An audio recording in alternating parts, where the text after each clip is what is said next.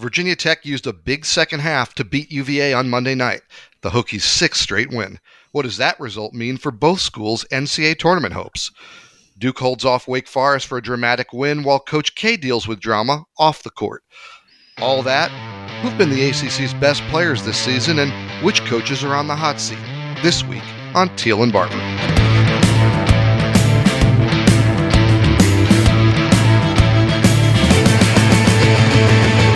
Welcome in to episode 77 of Teel and Barber, the Richmond Times-Dispatch and Richmond.com's Virginia Tech, UVA, and ACC sports podcast.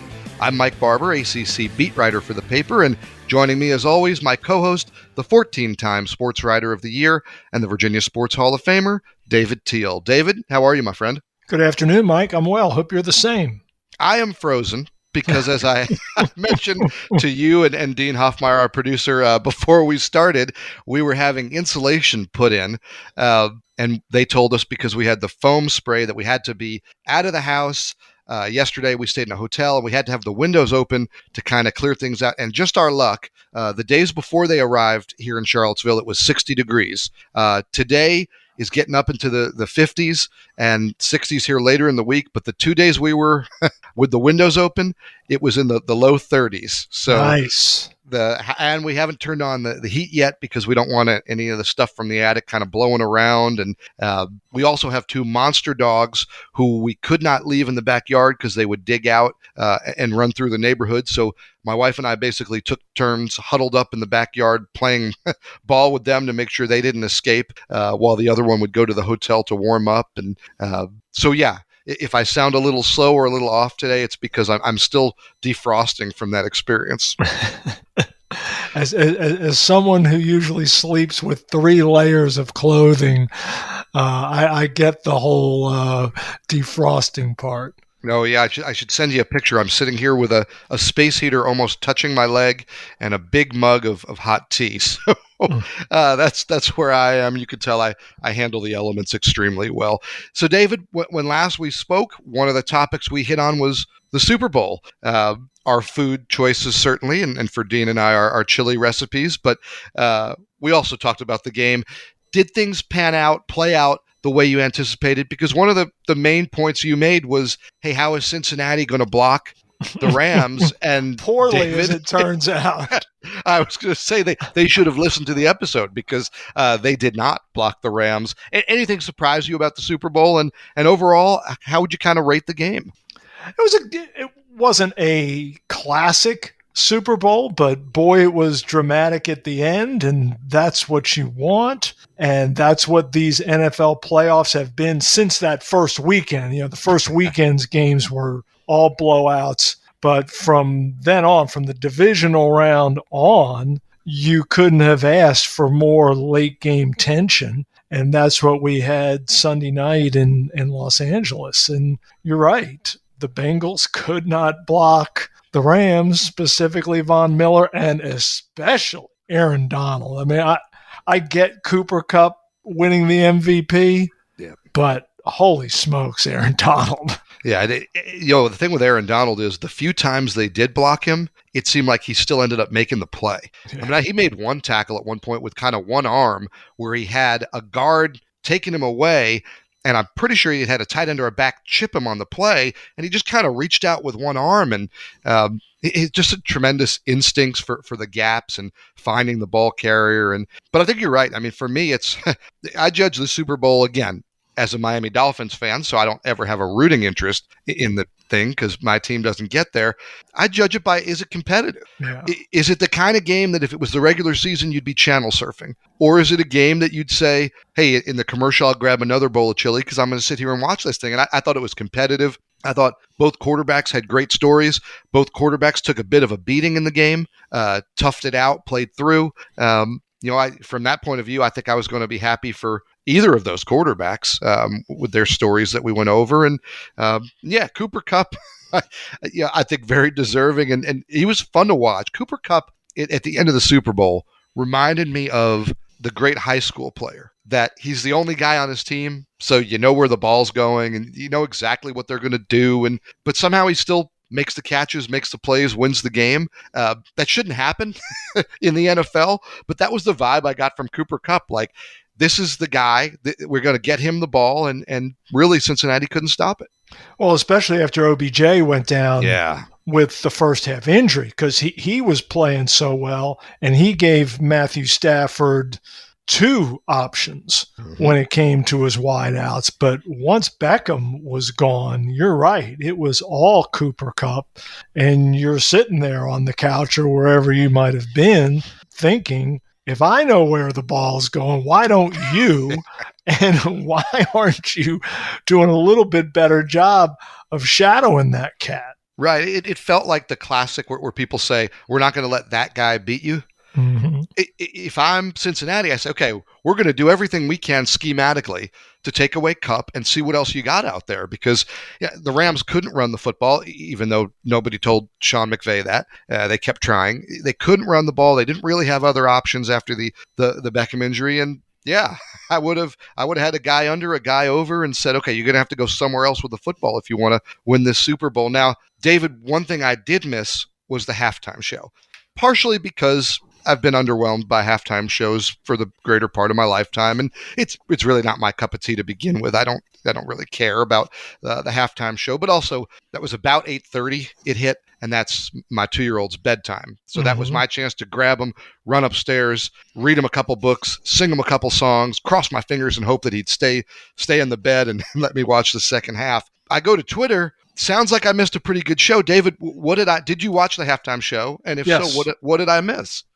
Well, you missed an homage to old school rap, and that is not my choice of music. But what was interesting for me, Mike, is I was watching the halftime show with my wife, who is considerably younger than I, and her brothers and their wives. And dude, they loved it. They were going crazy. And Dr. Dre, I mean, I think he's cross-generational, and even Eminem to a certain extent, but everything. I mean, they were tapping their feet and singing along, and their kids were hazing them. And it was so much fun to watch them watch the show. No, that would have been my generation then. Yes. Because those are the artists and the songs that I was joking.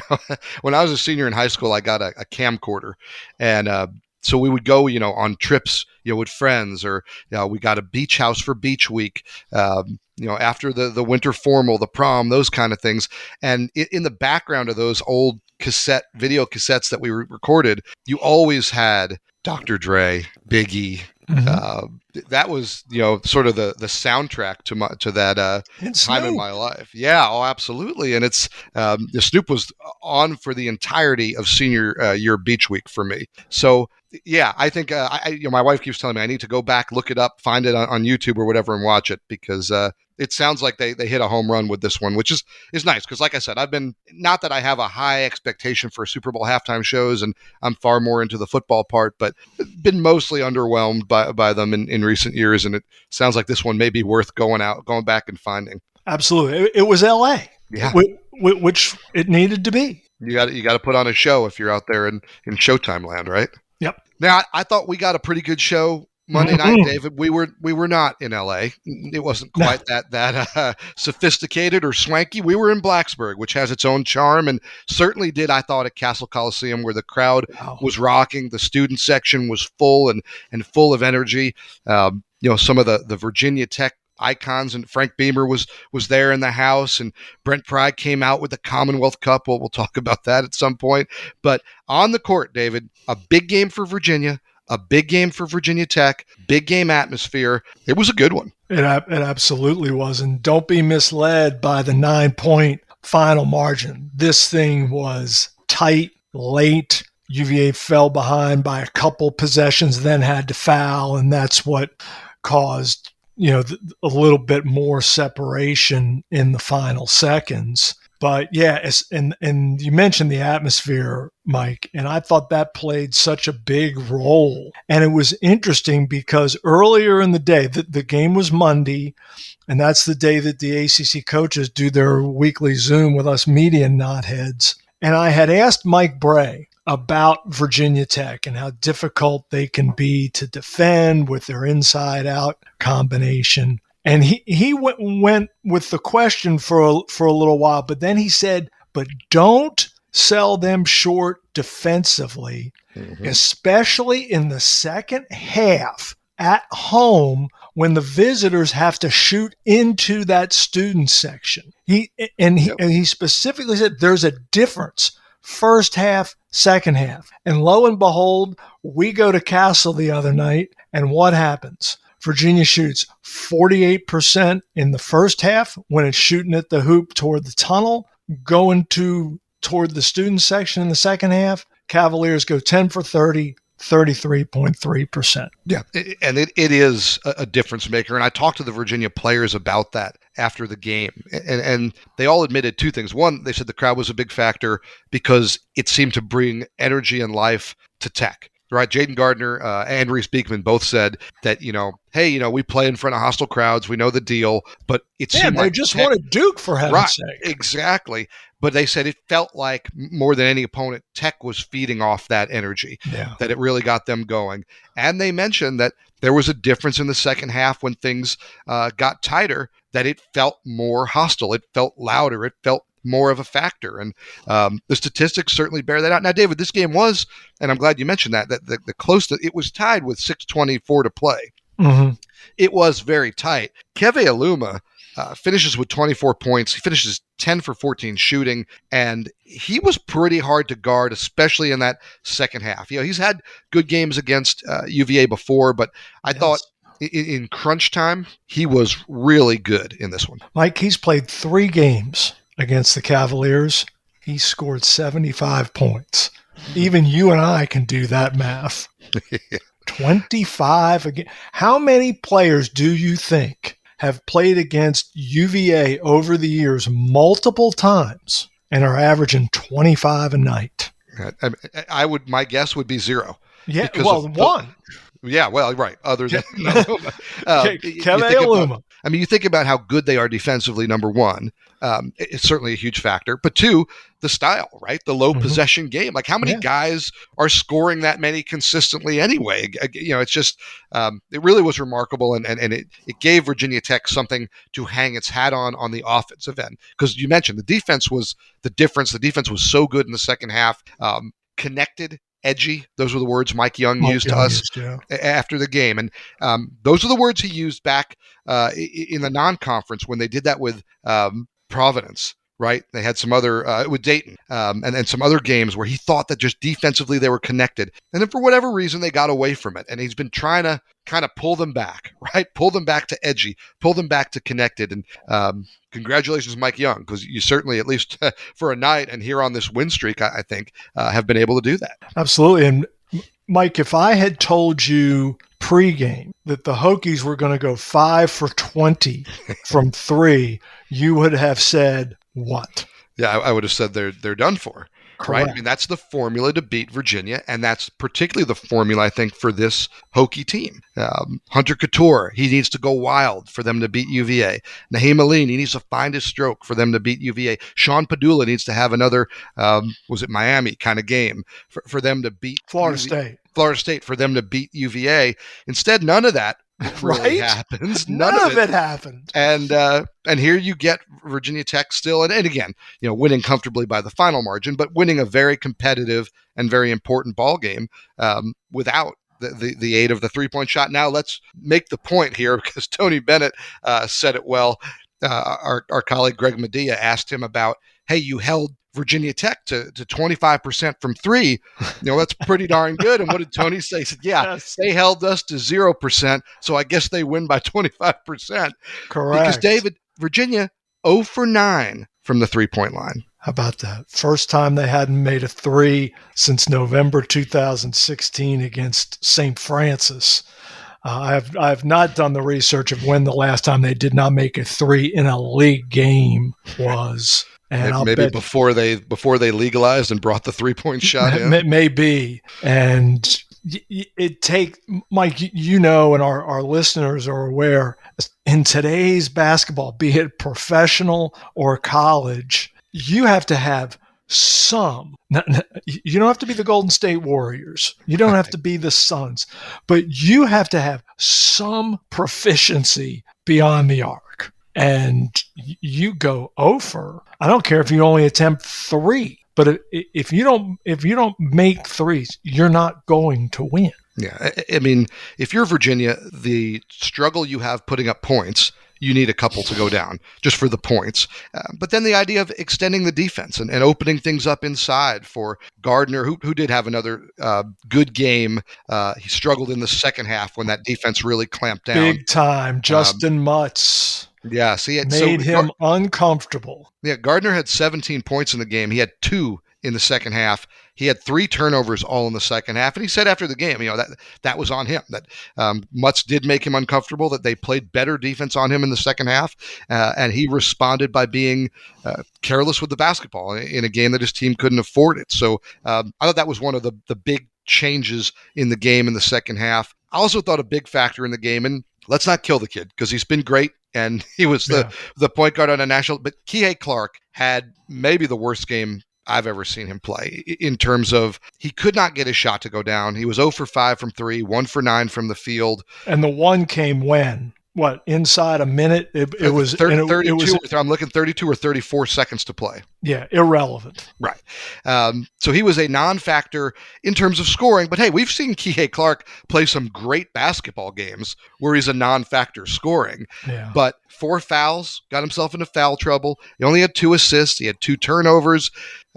Seemed bothered by the crowd who got on him early. He shot an air ball early, and if you've ever been to a college basketball game that has a rowdy student section, you know you don't want to do that. So every time he touched the ball, it was air ball, and there were some other choice words that we won't say on the podcast. That's unfortunate. In case anybody's got their family listening. And yeah, I think I don't know that that's necessary for the atmosphere that you want at Tech, but Kihei Clark, David, had a bad night, and when you're not hitting threes and your leader has a bad night, that's a bad combination. Yeah, it really is, and you're right.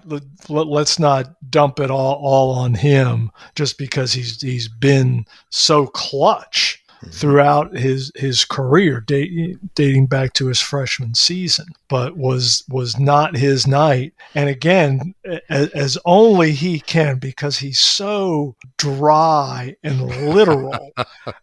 You know where I'm going. After the game, I think it was Doug Dowdy was asking Tony Bennett about if the crowd got under Kihei's skin, especially with the airball chant. And Tony said, well, I guess the lesson there is don't shoot an airball. Right. If you don't shoot an airball, they won't chant it. Right. And he said it just as deadpan and as serious as he could be. Right. And yeah, Tony had a few of those good moments in the post game, which I appreciated. But it did feel to me, though, because the game was close, like, hey, Kihei is going to hit the tying or winning 3. Which he's done there before. Right. He's done that where it's the only basket he scores is the game winner, or he gets a ball to roll off the flange, and there have been those moments, and it just didn't happen for them. And again, not all on him. Armon Franklin continuing to struggle, was 0 for 3 from 3-point range and 4 from 11 from the field. So not even one of those games where the 3 isn't going down, but he's doing some other things. Hunter Couture defense, Mike. Yeah. Don't sleep on that cat when it comes to all defense in the league. Mm-hmm. He's mean as a snake. He is so good on the defensive end. And it was interesting hearing Mike Young say that they had kind of identified Armon Franklin as the key there because whether or not he's hitting the threes, he was scoring at the high elbow. He was driving to the rim. He was getting to the foul line. And that's why Couture was on Franklin for most of the night. And that duo of Couture kind of on the perimeter and Mutz being able to do what he can do inside, that's a pretty formidable defensive duo. And again, plays right into where we started with, are you edgy? Are you connected? Those two leading the way, Virginia Tech is all of that. Well, and it's very similar, Mike, to UVA's kind of inside-outside defensive tandem of Reese Beekman and, of late, Jaden Gardner, who's been so good on the defensive end. Yeah, Gardner really has been, and it was interesting that they went with Cafaro for the most part, especially early on Aluma. I thought Aluma ate his lunch, but it was just too quick for Cafaro. Gardner would have been giving up some size, but the way he plays, I would have been interested to see a little more Gardner against Aluma. We didn't get it, but who knows? Maybe in Brooklyn, the basketball gods will deem us worthy of a third one, because the first two were pretty darn good. They really were. Virginia won 54-52 in the game in Charlottesville, and obviously Tech coming back with the big win in this one Monday. So, David, what does it all mean? Let's start with Virginia Tech. To the victors go the spoils, or at least the first spot here in the conversation. They came in with a strong net ranking, even though we struggle to kind of explain it. Yeah. when you look at the resume. I think this was a crucial win. I think had they lost, it would have been hard to get in when the committee would sit down at some point, David, and have in the same pile of, let's be honest, kind of mediocre teams. You're looking at the end there at the bubble. They would have had Virginia Tech and UVA in that same pile, the same stack of resumes, and I think they would have quickly ruled out UVA, and potentially that would have sunk Virginia Tech, because how do you put in Tech if you've already left out UVA and UVA beats them twice? I thought it was a big win for Virginia Tech. I think they have the opportunity to take care of business and be on the right side of the bubble. What's the outlook for the Hokies? They got to keep this winning streak alive. Mike, they're the first ACC team ever to start 2-7 in the league and then win the next 6. So they've already made that history. Here's some more history that they're probably going to make. They started 0-4. No 0-4 ACC team has ever finished above 500 in the conference. Hokies could very well do that. They're sitting there at 8-7. But they have absolutely no margin for error. They still do not have a quad 1 victory. That's how the net classifies games. They'll have a chance at Miami a week from Saturday, but they need to keep this going. They need to beat Carolina on Saturday at Castle Coliseum, a team that beat them at the Smith Center earlier this season, and then take care of business against some of the lower division teams that they will face, including Louisville and Clemson. Yeah, that's really more than anything what scares me about their remaining schedule. I think Carolina's clearly the hardest game. At Miami. Yeah, Miami's tough. To me, if Carolina shows up, which you don't know, right. But if Carolina shows up, that's the most talented team left, I think, on their schedule. Certainly at Miami will be difficult. But to me, it's almost harder to beat Georgia Tech, Louisville, Clemson, because that's all 3, right? Like, you've got to get those 3, and you've got to have that consistency. And I think you can let Carolina or Miami, one of those, go, but you've got to take care of business against the let's face it, the bad teams right now, the teams that are lower in the league. The other thing that's interesting this year, David, tell me if you agree, I don't think that teams on the bubble are going to automatically get the boost that you would from the ACC tournament. Like it used to be, if you're on the bubble and you won a game or two in the ACC tournament, you probably beat at least one, maybe 2 pretty good teams, and you kind of got this automatic boost there at the end. I don't know that winning a game or 2 in Brooklyn is going to necessarily do that for these teams this year. I agree. And Mike, the last time I looked, I have not looked at the net this morning today after last night's games, but it's going to be very similar.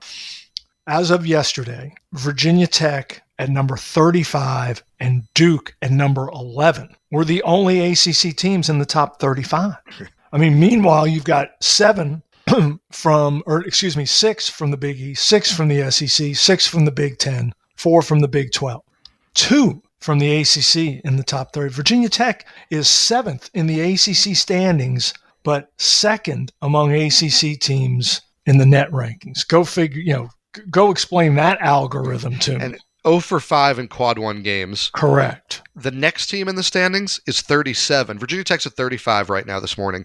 Carolina's at 37. They're 0 for 7 in quad 1 games. Mm-hmm. So maybe we're wrong about how valuable quad 1. It does feel, at least this year, that it's more about not losing quad 3 games than it is winning quad 1 games, which is interesting and makes some sense. Now, I will say to your point about the top 35, 37 North Carolina, 38 Wake Forest. So they've got two that are right there. I feel like them and Notre Dame, who's at 55, they're kind of in that control your destiny. Miami's the one that really jumps out to me, because if I didn't look at the net rankings, I'd say Miami's in pretty comfortable position. 4-1 in Q1 games. Right. Huge performances in big games. They're 67 this morning in the net. David, what does Miami have to do do we feel good about Miami? Or how worried are we about that net ranking? I think you shared on last week's episode the lowest net ranking to get in that large bid. I think you said was in the low 70s. Is Yes. that, am I remembering that right? You remember correctly, 73. But let's recall, though, that we have a very small sample size here, because the net has only been used to select the field for two previous tournaments, 19 and 21. We didn't have Selection Sunday in 2020, so we don't know how it would have played out in terms of net rankings. But yeah, I think Miami at 67 is in a heck of a lot better shape than Virginia Tech, which is 32 spots ahead of it. Yeah, that to me is bizarre. But the other thing is, Miami plays Virginia, Miami plays Virginia Tech. So Miami will have sort of the chance to, solidify, I guess, itself here down the stretch. Right, and Miami also, Mike, if I recall the schedule correctly, Miami hosts Notre Dame this Saturday.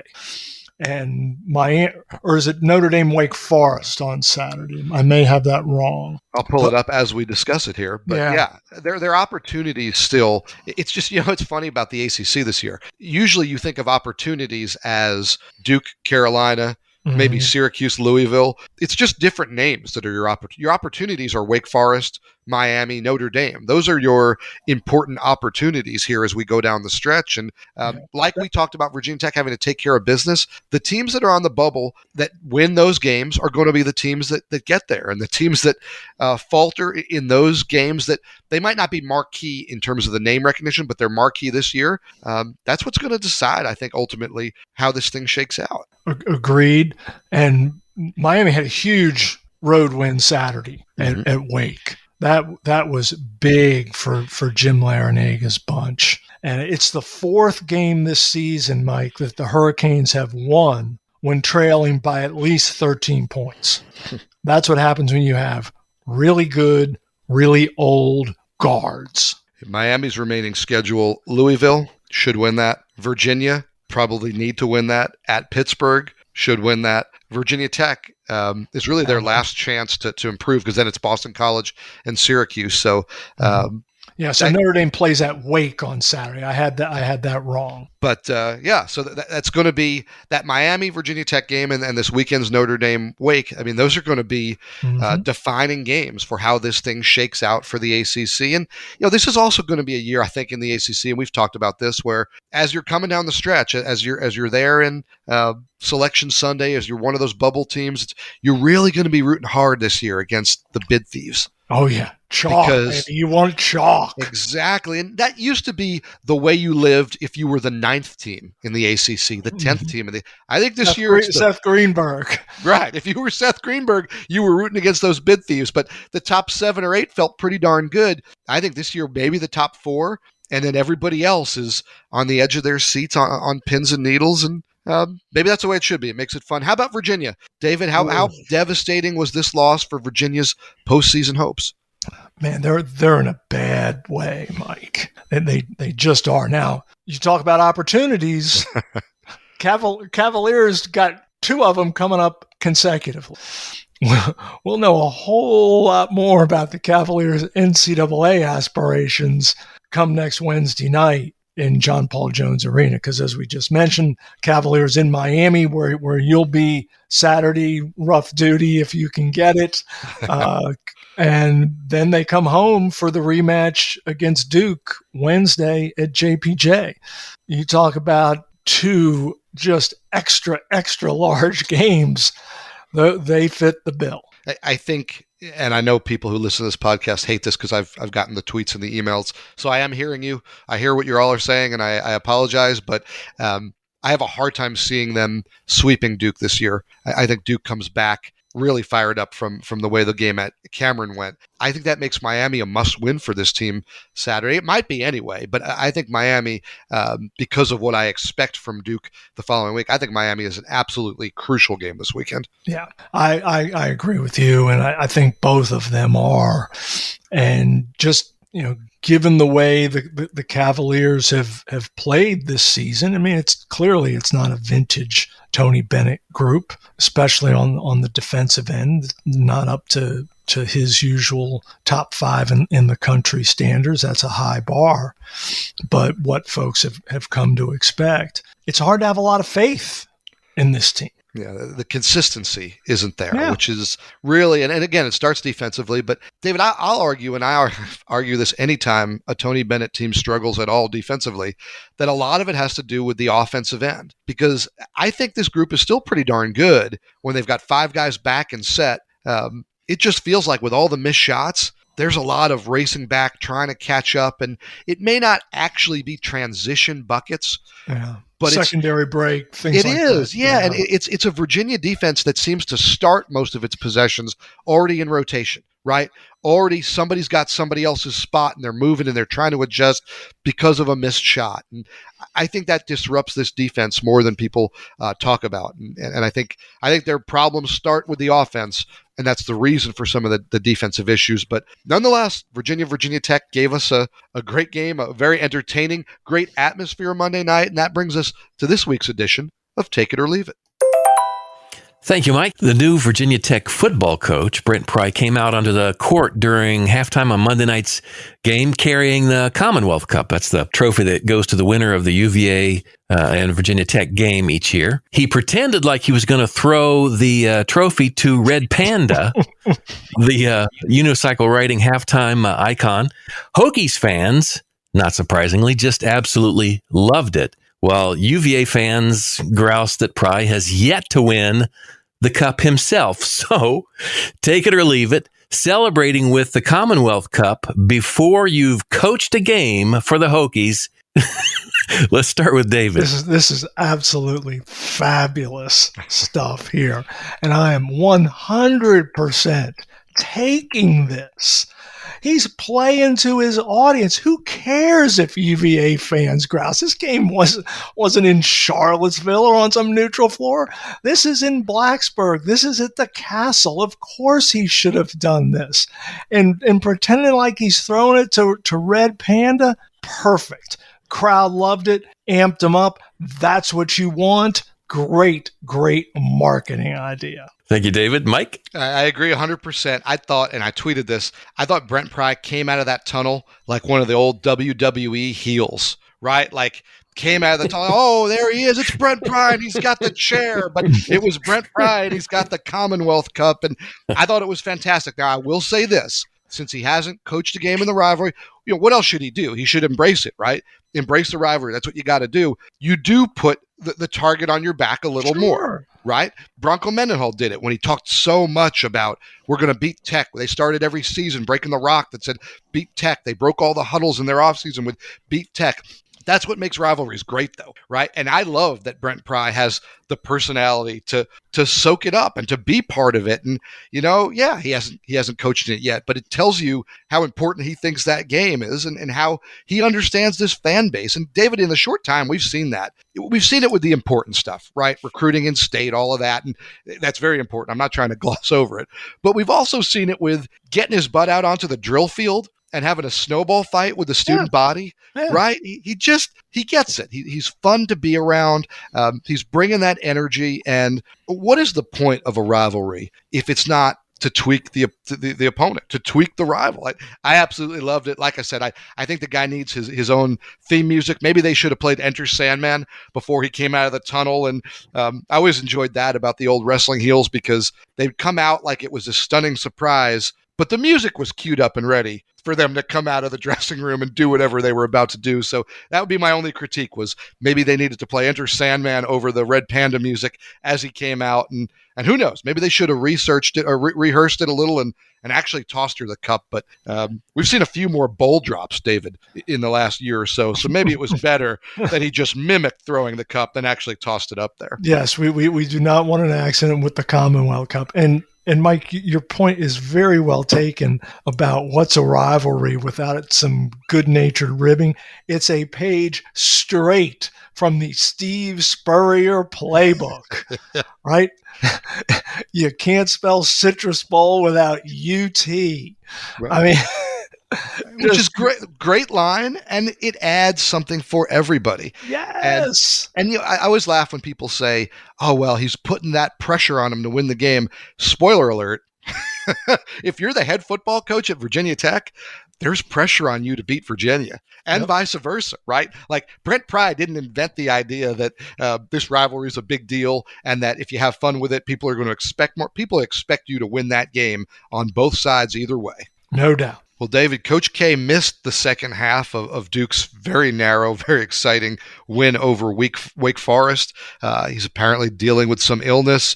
Here we are a couple days later, and we have no update. What do you make of K's absence and the way that game unfolded? Yeah, it was a fascinating evening, Mike, at Cameron. And the second time this year that he's fallen ill around a Wake Forest game. You'll recall that he missed the entirety of the Blue Devils game in Winston-Salem. John Shire, who's already been named the head coach to succeed Mike, filled in that night and filled in again the second half on Tuesday as the Blue Devils barely held off Wake Forest. So, I mean, the game was curious because it was almost because it happened at halftime. You know, he goes in at halftime. You can tell on TV he's not walking real well, which he doesn't normally because he's had so many joint replacements, but he was struggling even a little more. So you wonder what impact that had in the locker room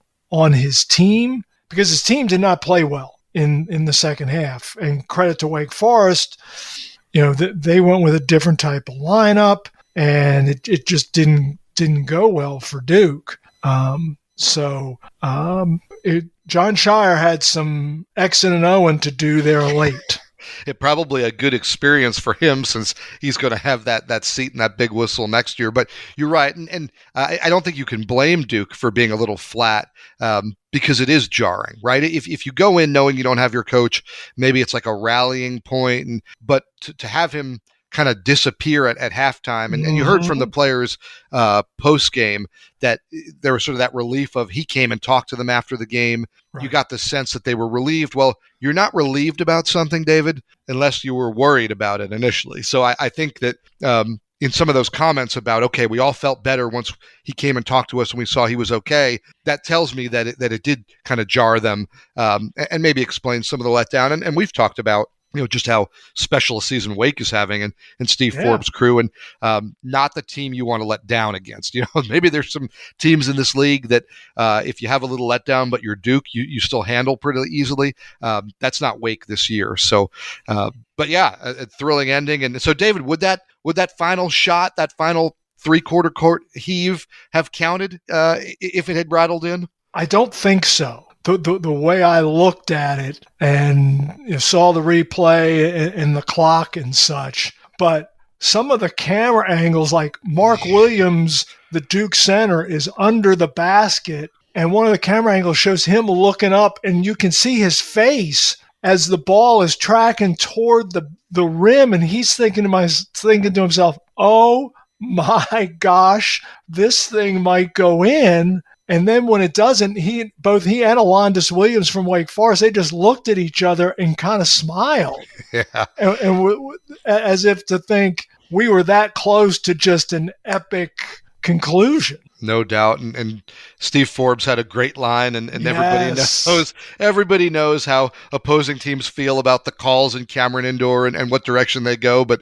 Steve Forbes said basically, would that shot have counted? probably not here. Yeah. So, and he's probably right, but I think it also would have been the right call. But also tells you that Wake's ready to play with the big boys, assuming they get the job done and get to the NCAA tournament. Steve Forbes has done an outstanding job. Some coaches who have struggled this year, and I'm curious, David, if we think any of them are on the proverbial hot seat. The leader of the hot seat brigade, of course, was Chris Mack. He vacated that seat. Yes. And when a coach vacates the hot seat, it means that media, fans, we're naturally going to slide somebody in. I don't know that there's a great candidate this year, but I think Brad Brownell at Clemson, they're having a disappointing season. Josh Pastner at Georgia Tech, coming off the best year he's had there, winning an ACC tournament, an NCAA trip. They're having a really bad year. Kevin Keatts at NC State, who's the most intriguing to me. He started his run there with 3 straight 20-win seasons. His first year he went to the NCAA tournament, and it's fallen off since then. And we'll get into it. But the reason he's the most intriguing to me isn't about what he's done or about Kevin. It's, I think, of the schools we're going to talk about right here, NC State has the highest expectations for its basketball program. And I think that factors in. I think it factors in with Brownell at Clemson, where, hey, it's probably a little bit more, a lot more football driven. I don't know that the pressure's there on the same way. And the last name we want to throw in there, even though he's only been there 4 years, is Jeff Capel at Pittsburgh. Obviously, they're enduring a really rough season. He's yet to have a winning season with the Panthers. His AD, Heather Likes, came out, gave him a pretty solid vote of confidence, I thought, the way I read it.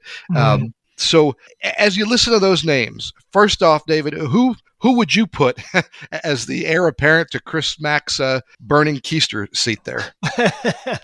Well, I think, Mike, it would be Kevin Keatts. And I don't think that NC State is going to make a change. And first of all, right up front, Brownell and Pastner both signed contract extensions during this most previous offseason that extend them through the 2026 season. Kevin Keatts already is contracted through 2026. And Jeff Capel, who, by the way, had a pretty nice win last night in Chapel Hill that nobody saw coming, including the Tar Heels, by the way, he's contracted through 2027. So in my mind, none of these guys is going anywhere, in part because of that. It would be very expensive to make a change. But as you mentioned regarding NC State, that makes it the most curious situation is, A, the expectations. You're talking about a 2-time national championship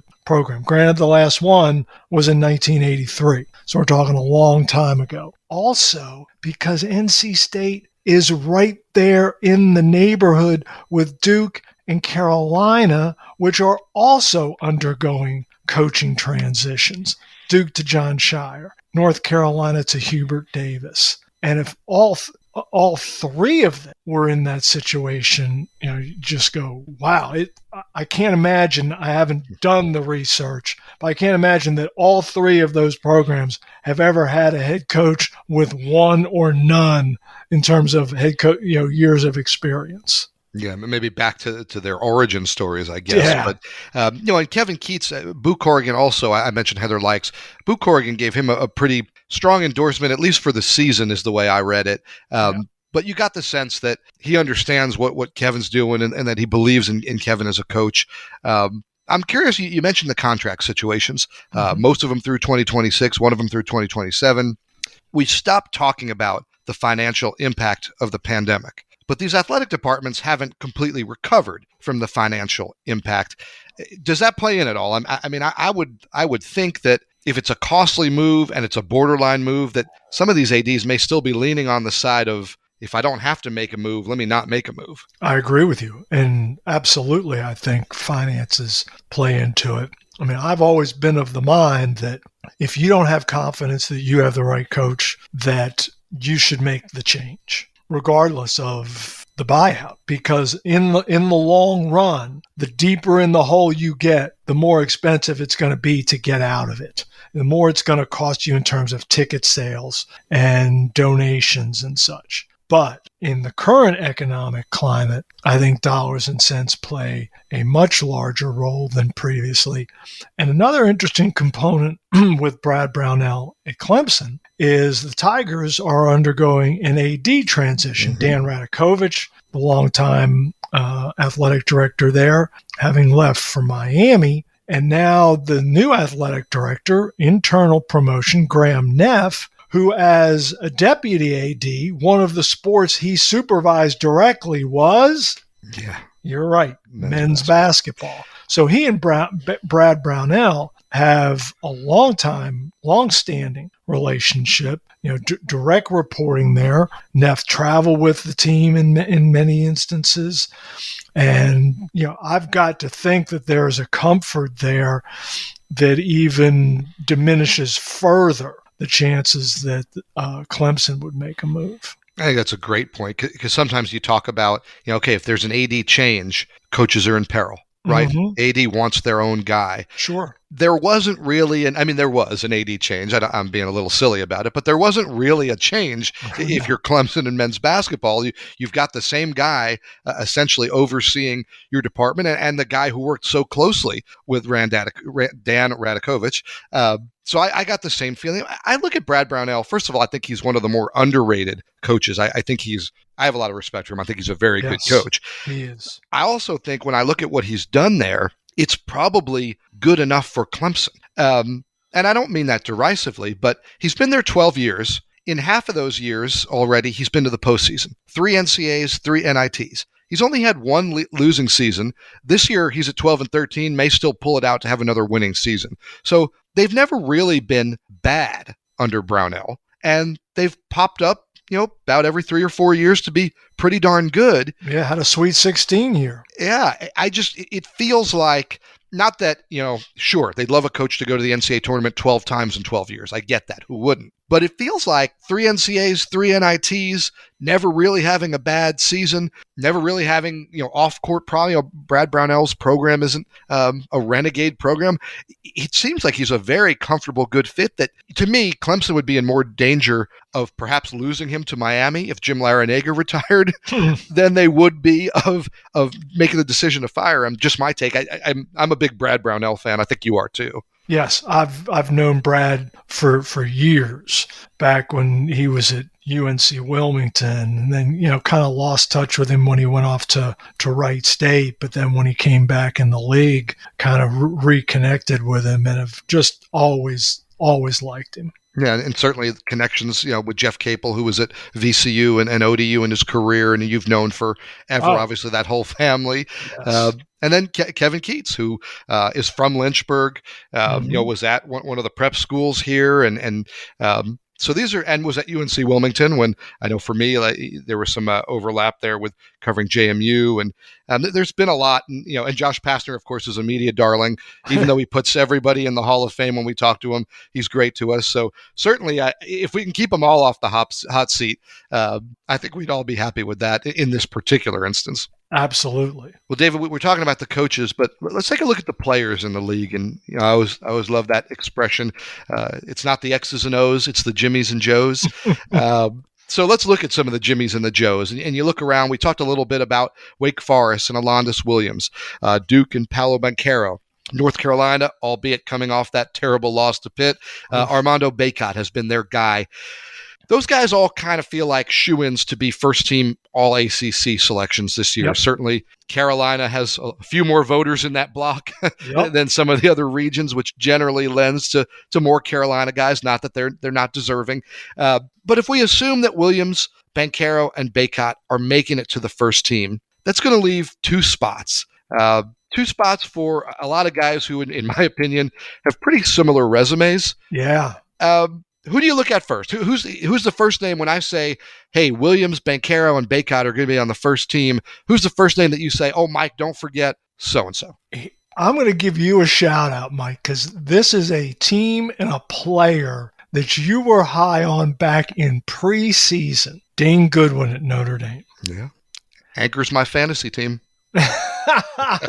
Now we know. And boy, did he do you right last night. Yes, sir.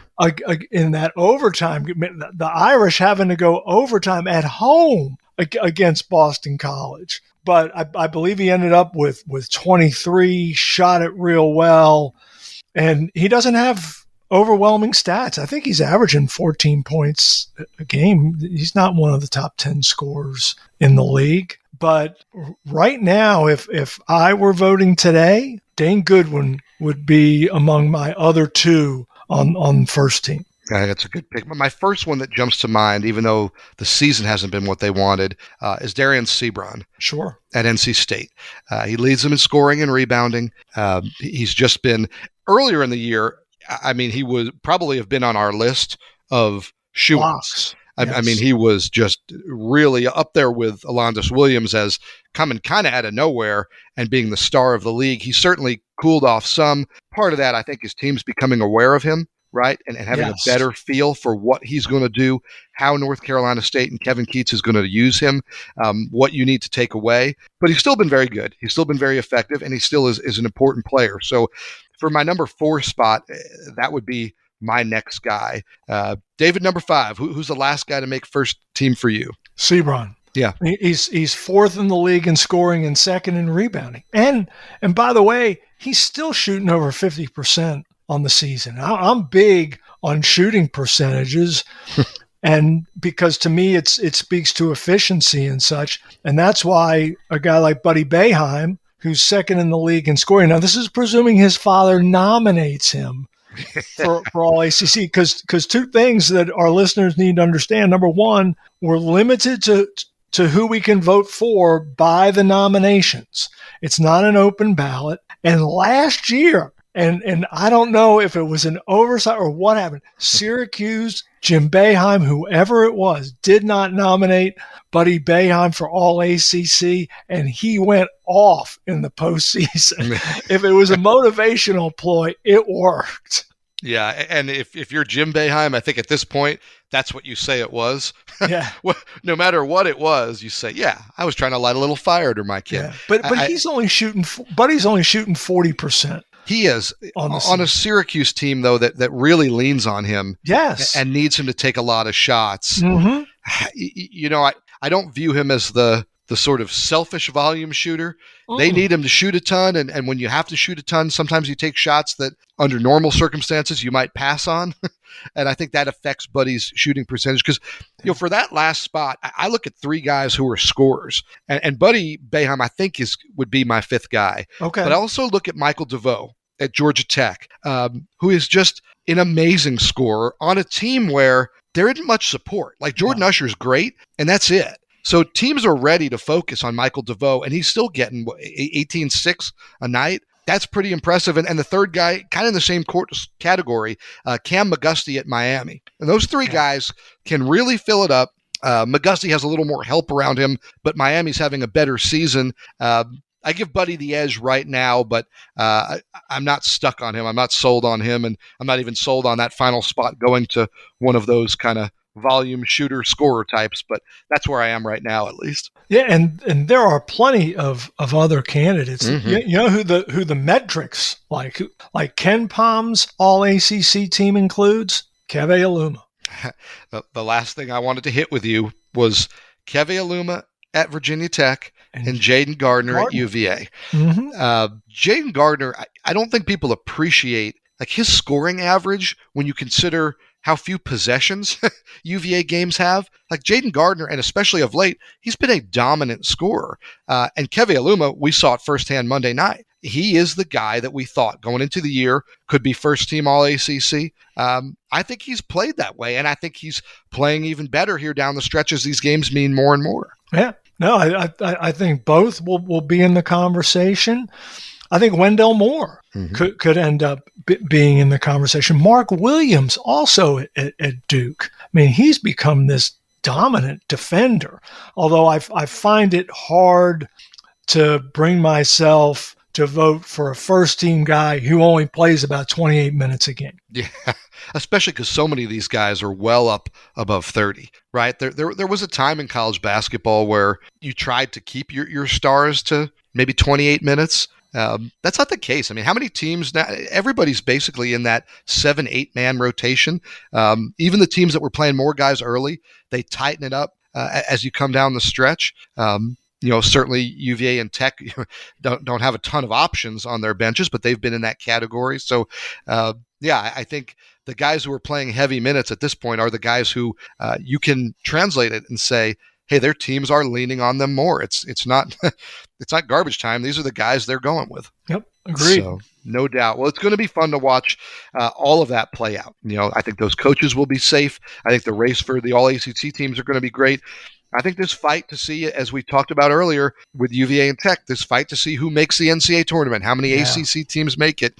It's all going to be a lot of fun to watch it unfold, and a lot of fun to talk about. We hope you guys had a lot of fun listening. You can subscribe to Teel and Barber on Apple Podcasts or wherever you find your favorite pods. And please consider supporting local journalism with an online subscription to the TD. We need your support now more than ever. You can find special promotional offers available at richmond.com.